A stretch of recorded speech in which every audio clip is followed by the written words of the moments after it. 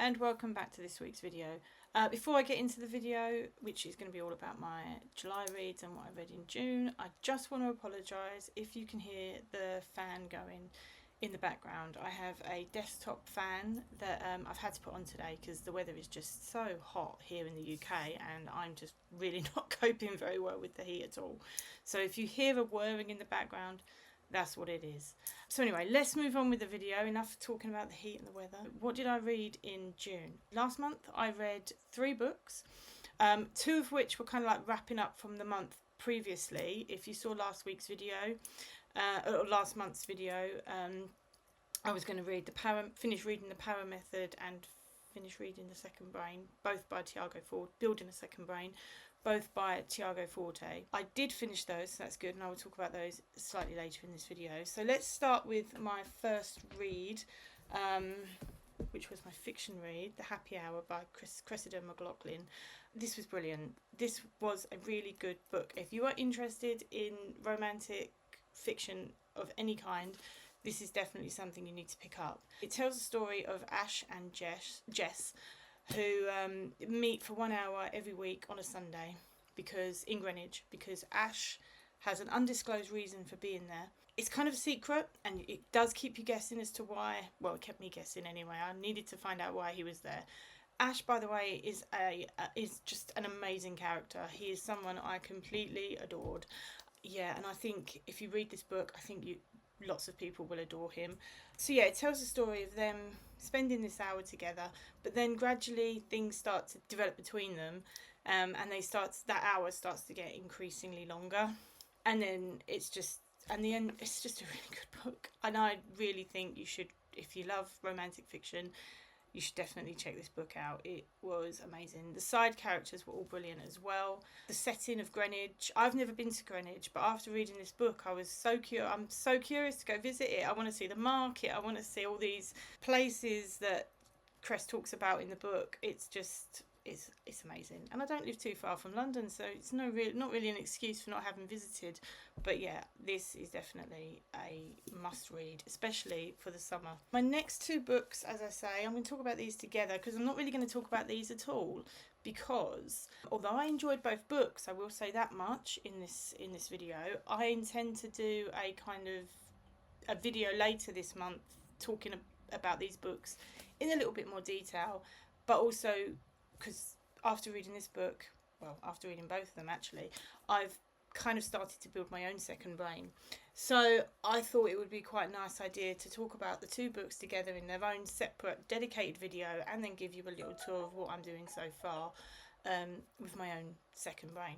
But yeah, as I say, they are really good books. They are full of information, especially if you're into productivity and making your time work for you.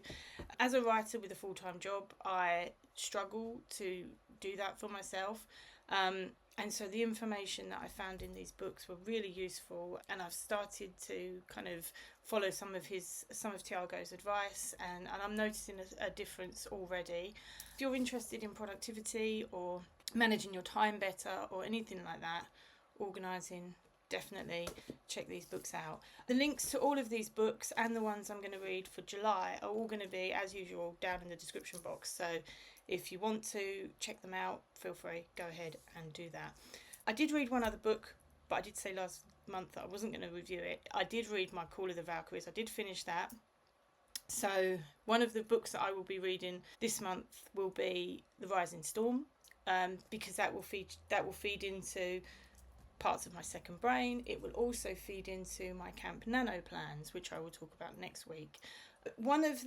Because I'm reading my own book and I'm developing like a series Bible and things, and trying to put into place all the things I need to be able to continue with the Viking saga, I am trying to keep my reading this month to a minimum. So I've picked 1 fiction book in addition to my own fiction, The Rising Storm, and 1 productivity book or non-fiction book. And the first fiction book I'm going to be reading is Viking Blood and Blade. Now, I'm showing it to you on my phone because I don't have my Kindle with me.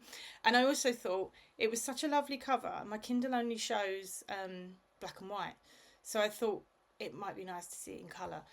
So it's the Viking Blood and Blade by Peter Gibbons. It's the first in the Viking Blood and Blade series, and it's a 9-book series. I got it a few weeks ago. I got it in June actually via Prime reading, because I'm a member of Amazon Prime. I've started reading it already. I'm about 10% into it, and it's really good. I'll read you the blurb. If you like Bernard Cornwell, Con Iggulden, Simon Scarrow, David Gamel and Giles Christian, you will love this epic Viking adventure packed with battles, treachery, blood and gore. Which, if you're reading Viking novels, who doesn't love a bit of gore in their Viking fiction? 865 AD. The fierce Vikings stormed onto Saxon soil, hungry for spoils, conquest and vengeance for the death of Ragnar Lothbrok. Hunda, a Northman with a dog's name, a crew of battle-hardened warriors, and Ivar the Boneless. Amidst the invasion of Saxon England by the sons of Ragnar Lothbrok, Hunda joins a crew of Viking warriors under the command of Einar the Brawler. Hunda fights to forge a warrior's reputation under the glare of Ivar and his equally fearsome brothers, but to do that he must battle Saxons and treachery from within the Viking army itself. Hunda must navigate the invasion, survive brutal attacks and find his place in the vicious world of the Vikings in this fast-paced adventure with memorable characters.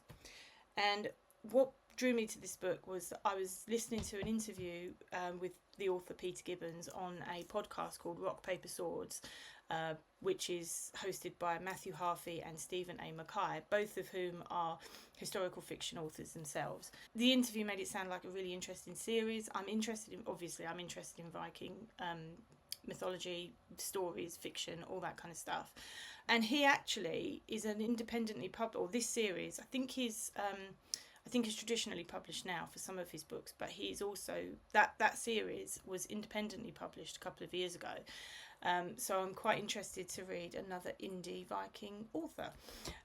And the 4th book in the series won the Kindle Storyteller Award, so it's got to be a good series, am I right? So yeah, very much looking forward to getting stuck into that. And like I say, it is a good start to the series so far. My second, I'll see if I can link that podcast underneath. Otherwise, I'll probably share it as like a community post or something. So if you are interested in checking out that podcast, I highly recommend it. The next book that I'm going to be reading is called Slow Productivity by Cal Newport, The Lost Art of Accomplishment Without Burnout. And, well, first of all, I love the picture on the cover. It just makes me feel so at peace, which is what I'm needing right now. In this heat, that picture is really, really appealing. Anyway, I knew about this book a few weeks ago when he was publishing it, but I recently watched a video by Ali Abdaal, who, as you know, if you've watched this channel before, I'm a massive fan of Ali Abdaal, and he reviewed this book and it sounded really interesting. I'll link that YouTube video underneath so that if you are interested in watching that, you can check it out. Again, another highly recommended video. And if you've not watched anything by Ali Abdaal, I highly recommend him. He's a great productivity expert and I've learned a lot from him. This one has come to me at the right time, this book, because the idea of slow productivity right now really, really appeals to me. I'm looking at working the last 3 weeks of school. In the UK, we have a 6-week holiday for the summer. And as a teacher, I'm very much looking forward to that. But also as a teacher, I do only have those 6 weeks to really invest any significant time in my writing. So I'm hoping that in those 6 weeks I can plan and kind of sort out where my author career is going. That's the idea. And I'm hoping that I might learn a few things from this book, slowing down, putting fewer things on my plate to focus on the bigger picture. That sounds a bit counterintuitive, but apparently it works, so I'm going to give it a go. Usually I'm trying to put as much as possible on my plate, and that's never worked for me before. So as they say, it's a well-known quote goes, the definition of insanity is doing the same thing over and over again and expecting a different result. So I'm going to try and change things up for myself this year and kind of put less on my plate to hopefully free up space in my mind and in my time and in my life to get the things that matter done. That's the plan. So I'm hoping this will help. So let me read you the blurb. From the best-selling author of Digital Minimalism and Deep Work comes a groundbreaking philosophy for pursuing meaningful accomplishment while avoiding overload. Our current definition of productivity is broken. It pushes us to treat busyness as a proxy for useful effort, leading to impossibly lengthy task lists and ceaseless meetings. We're overwhelmed by all we have to do and on the edge of burnout, left to decide between giving in to soul-sapping hustle culture or rejecting ambition altogether. But are these really our only choices? Long before the arrival of pinging inboxes and clogged schedules, history's most creative and impactful philosophers, scientists, artists and writers mastered the art of producing valuable work with staying power. In this timely and provocative book, Cal Newport harnesses the wisdom the wisdom of these traditional knowledge workers to radically transform our modern lives. Drawing from deep research on the habits and mindsets of a varied cast of storied thinkers, from Galileo and Isaac Newton to Jane Austen and Georgia O'Keeffe, Newport lays out the key principles of slow productivity, providing a more sustainable alternative to the aimless overwhelm that defines our current moment. Do fewer things, work at a natural pace, obsess over quality.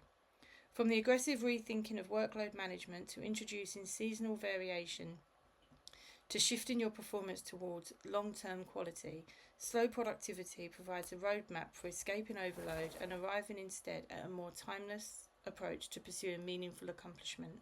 The world of work is due for a new revolution. Slow productivity is exactly what we need. And yes, I think that is exactly what I need. Those three things, do fewer things, work at a natural pace and obsess over quality. I think those are the three main parts of his theory. So yeah, I'm looking forward to trying to incorporate all of that into my own work life, and try to create a more holistic work-life balance this summer, hopefully.